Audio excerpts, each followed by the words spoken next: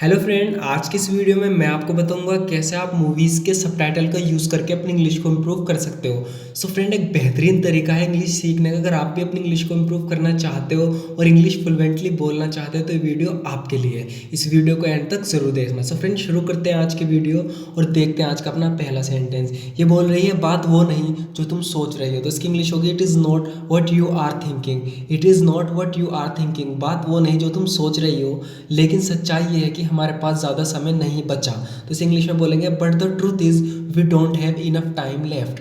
But the truth is we don't have enough time left. Next होगा friend, तुम्हारे पास कुछ ही घंटे हैं। You have only a few hours. You have only a few hours. तुम्हारे पास कुछ ही घंटे हैं। You will be deported from London. तुम्हें लंदन से निकाल दिया जाएगा। ये कह रहा है कि तुम्हारे पास सिर्फ कुछ ही घंटे हैं। तो इसे इंग्लिश में बोलेंगे, you have only a few hours. उसके बाद क्या होगा, you will be deported from London. तुम्हें लंदन से निकाल दिया जाएगा। नेक्स्ट होगा फ्रेंड, यहाँ पे कह रहा है, I am going to get him. मैं उसे लेने जा रहा हूँ। I am going to get him. Next होगा फ्रेंड, यहाँ पे कह रहा है, करो जो भी हो, बस उसे वापस ले आओ। तो अगर फ्रेंड हम बोलेंगे करो जो भी हो, तो इसे इंग्लिश में बोलेंगे, do what it takes. Do what it takes. करो जो भी हो, do what it takes, just bring him back. उसे वापस ले आओ, just bring him back. Next होगा फ्रेंड, हमारे काम में भावनाओं की कोई जगह नहीं है। सो फ्रेंड, ये इसका जो काम है वो कमांडो है, तो फौज में है, ये फौज का कमांडो है, इसलिए कह रहा है कि हमारे काम में भावनाओं की कोई जगह नहीं है। तो इसे इंग्लिश में बोलेंगे, there is no room for emotions in our profession. There is no room, there is no room for emotions in our profession. Next होगा फ्रेंड, मैं जानती हूँ तुम हीरोगिरी किए बगैर बिना तो मानोगे नहीं। तो इसे इंग्लिश में बोलेंगे, I know you won't stop being a hero. I know you won't stop being a hero. मैं जानती हूँ तुम हीरोगिरी के बगैर नहीं मानोगे। I know you won't stop being a hero. जो भी करो, जो भी करना है करो। Do what you want. Do what you want, जो भी करना है करो, लेकिन बस मरना मत। But just don't die. ये कह रही है, डू वट यू वॉन्ट, जो भी करना है करो, बट जस्ट डोंट डाई, लेकिन मरना मत। But just don't die. Next होगा फ्रेंड, मुझ पर अपना समय बर्बाद मत करो। Don't waste your time on me. Don't waste your time on me. Next होगा फ्रेंड, यहाँ पे कह रहा है, हमारे पास समय खत्म होता जा रहा है। तो इंग्लिश में बोलेंगे, we are running out of time. We are running out of time.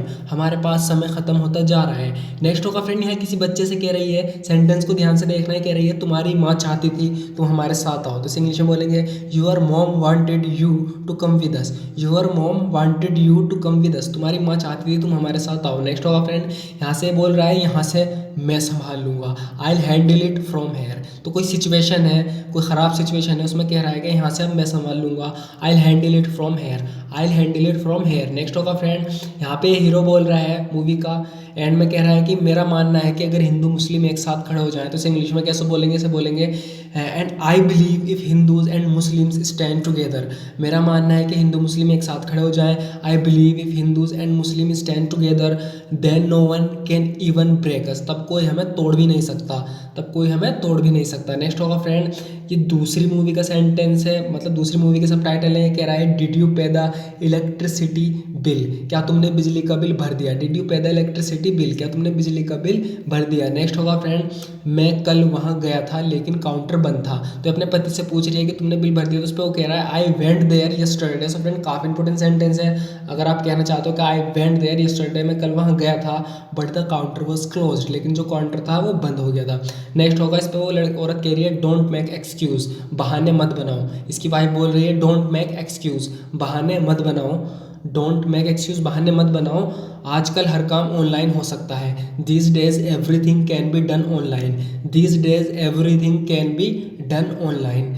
आजकल हर काम ऑनलाइन हो सकता है। These days everything can be done online. Next होगा फ्रेंड, क्या तुम सिर्फ इस बार मदद नहीं कर सकते।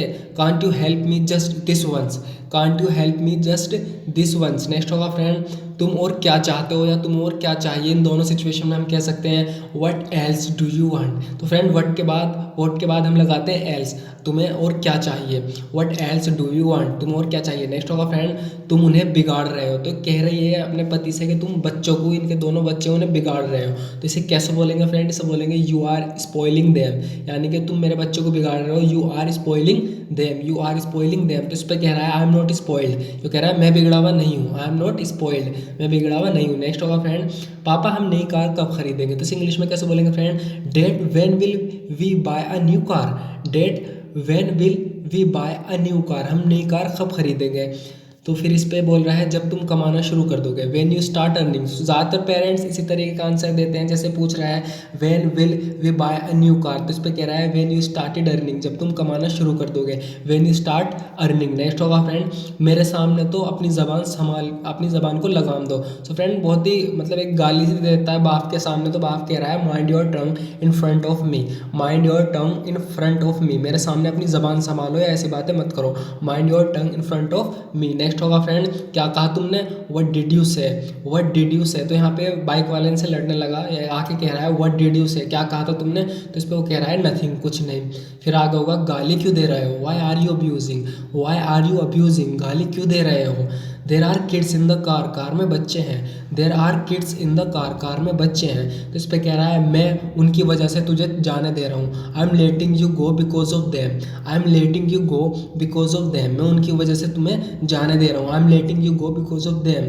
मैं जानता था तुम क्या मैं जानता था तुम क्या कहने जा रहे थे, क्या कहने वाले थे, I knew what you are going to say, I knew what you are going to say, तुम बड़े होकर उसके जैसा बनना चाहते हो, you want to grow up be like him, ये कह रहा है you want to grow up to be like him. तो फ्रेंड पेरेंट्स ऐसे बोल देते हैं कि तुम बड़े होकर उसके जैसे बनोगे क्या, तो इसे बोलेंगे you want to grow up to be like him. Next होगा फ्रेंड, जब मैं बड़ा होऊंगा हर किसी के चेहरे पर मुक्का मारूंगा, when I grow up I will punch everybody in the face. So friend अगर आप बारीक नहीं जानते तो मैं आपको एक बात बता दूं कि जब भी हम वैन का यूज़ करते हैं तो वैन वाले उसमें बात तो फ्यूचर की हो रही है, जैसे कह रहा है जब मैं बड़ा होऊंगा, तो बात तो फ्यूचर की है, लेकिन वैन वाले सेंटेंस में हम कभी भी विल का यूज़ नहीं करते, तो इसलिए यहाँ पे है व्हेन आई ग्रो अप, जब मैं बड़ा होऊंगा I will punch everybody in the face, हर किसी के चेहरे पर मुक्का मारूंगा।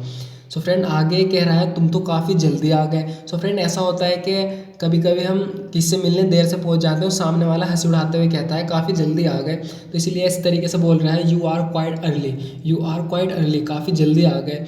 इस पर कह रहा है सिर्फ 1 घंटा late, just an hour late, just an hour late, यानी सिर्फ 1 घंटा लेट। इस पर कह रहा है मरे हुए बंदे को क्यों मार रहे हो, don't kick a man when he is down, don't kick a man when he is down. So friend यहाँ पे आप ट्रांसलेशन पे मत जाना इसकी, ये हो सिचुएशन ये होती है कि ये बंदा फैमिली वाला दिखाया है, इसमें मूवी का नाम भी फैमिली मैन है, तो इस पर फैमिली का बहुत प्रेशर है, यहाँ इसका दोस्त इससे छेड़ रहा है, तो इसलिए इस पर बोल रहा है कि मरे हुए बंदे को क्यों मार रहे हो, तो इसे इंग्लिश में बोलेंगे don't kick a man when he is down, don't kick a man when he is down. So friend ज़रूर बताना कैसी लगी ये वीडियो आपको, मुझे उम्मीद है कि इसमें बहुत से ऐसे यूजफुल सेंटेंस थे जो आपको इंग्लिश बोलने में बहुत ज़्यादा हेल्प करने वाले हैं। सो फ्रेंड अगर कुछ ऐसे सेंटेंस हैं तो बताना ज़रूर और लाइक करना इस वीडियो को अगर हो सके तो। And thank you so much for watching this video friend.